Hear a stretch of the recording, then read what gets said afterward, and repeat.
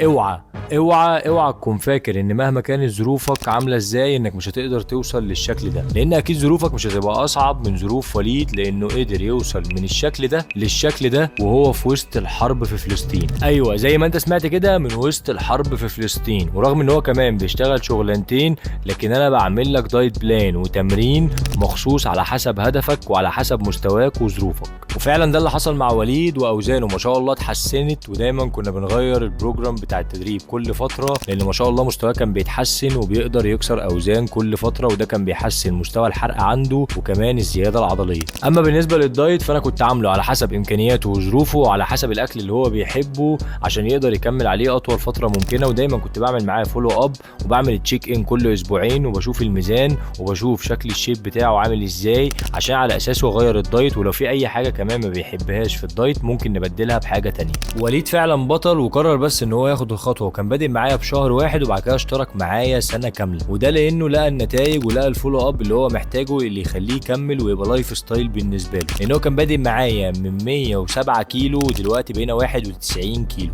ونزلنا بطريقه صحيه وتحسن كمان في اللايف ستايل وصحته النفسيه ومستواه وطاقته عامه. لو انت كمان عايز توصل للتارجت بتاعك، صدقني مهما كانت ظروفك ايه هقدر اساعدك. ابعت لي دلوقتي اونلاين كوتشنج.